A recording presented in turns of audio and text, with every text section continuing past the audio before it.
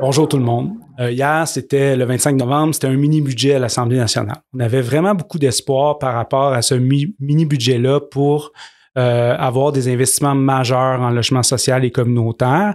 Il reste un an avant les élections. Dans le présent mandat, le gouvernement s'était engagé à livrer 15 000 unités de logement social et communautaire, dont la majeure partie ont été budgétées sous des gouvernements précédents.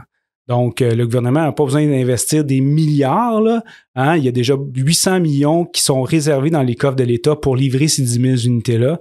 Par contre, il manque des sous à l'unité là, pour être capable de rencontrer la réalité du marché de la construction d'aujourd'hui. Hein? Ces unités-là ont été budgétées dans le passé. L'inflation fait qu'en ce moment, on n'a pas assez d'argent de réserver à l'unité pour être capable de les livrer. Donc, on a besoin d'investissements supplémentaires. Comme par exemple, à Châteauguay, on a un 72 logements pour personnes âgées. Les plans sont faits, les terrains sont réservés, on est prêt à aller en appel d'offres, mais il nous manque à peu près 30 000 l'unité pour être capable de le mettre en chantier. Les montants qui sont prévus pour la construction d'une unité de logement, dans les cadres du programme actuel, on parle d'à peu près en moyenne 160 000 l'unité de logement, ce qui est vraiment insuffisant parce que la réalité du marché, on parle plus avec les terrains d'à peu près 300 000 $. C'est différent au Québec d'une région à l'autre, mais si on fait des moyennes, c'est à peu près ça. Cet immeuble-là qu'on veut construire à Châteauguay de 72 logements pour lequel il nous manque 30 000 l'unité, à côté, à quelques mètres de là, le gouvernement construit une maison des aînés à 900 000 la chambre. Donc, vous voyez comment c'est difficile de livrer des unités si le gouvernement n'attribue pas des budgets supplémentaires à l'unité pour nous permettre de livrer rapidement des unités de logement social et communautaire. Ce qui a plutôt été annoncé hier, c'est un nouveau programme de financement des promoteurs privés pour livrer du logement abordable. Ça nous inquiète énormément.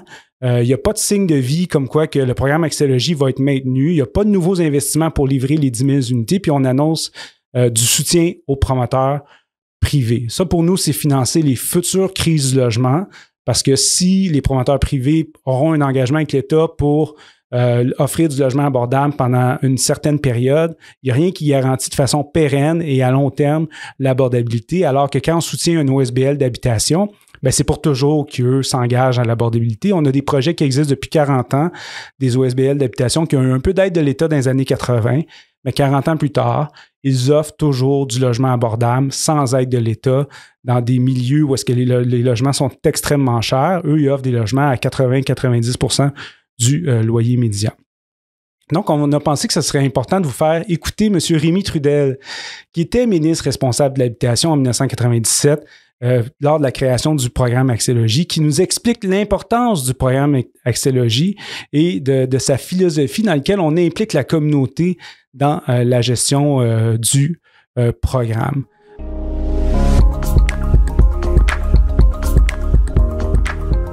Parce que pendant 1 année et demie, avec la Société d'habitation du Québec, on a fait une vaste consultation pour savoir quelles sont les voies que nous pourrions adopter pour en arriver à nous intéresser et à soutenir une politique d'accès aux personnes qui sont en besoin, autrement que de bâtir des édifices aux frais complets de l'État et d'isoler de leur collectivité en quelque sorte.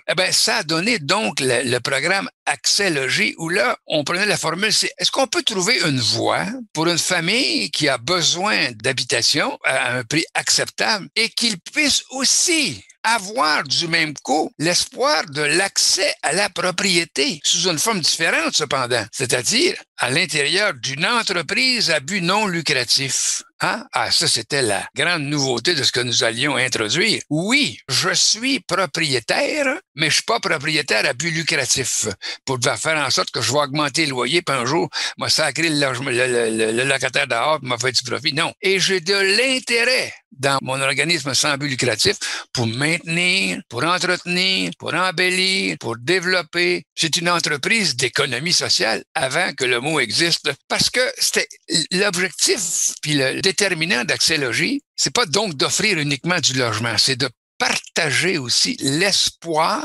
dont l'objectif ultime n'est pas le profit, mais est le mieux-être. C'est question de culture, ça. Question de culture. Autre élément de la culture aussi, dans les organismes sans but lucratif, avec le programme Axélogie, c'est pas seulement le gouvernement du Québec qui participe, là.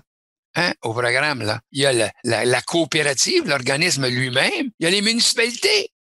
qui peuvent et qui doivent intervenir quand ils ont le moindrement de conscience sociale, ce qui est le cas de cette mission fondamentale de municipalité aussi, ben, ils vont faire partie de la capitalisation en vue de développer des logements, mais toujours à l'intérieur d'un organisme sans but lucratif. Bon, quand on a des revenus familiales qui sont plus difficiles, de plus en plus difficiles, ben, notez une chose, là. Quand la situation financière de ces familles s'améliore, le pourcentage de ce qu'ils paient pour leur logement est modifié également. Alors, si nous, on met en place des conditions qui font en sorte qu'on va rehausser la capacité de travail d'intervention des membres de la famille, ben, la résultante, on n'est pas perdant, loin s'en faut. Ils sont participants à une hauteur plus élevée par rapport à la proportion de leurs revenus consacrés au logement. Alors, la formule est éprouvée. Et c'est pourquoi on retrouve donc beaucoup d'organismes sans but lucratif d'habitation, parce que là, on peut aller vers les formules coopératives, d'autres formules de coopération.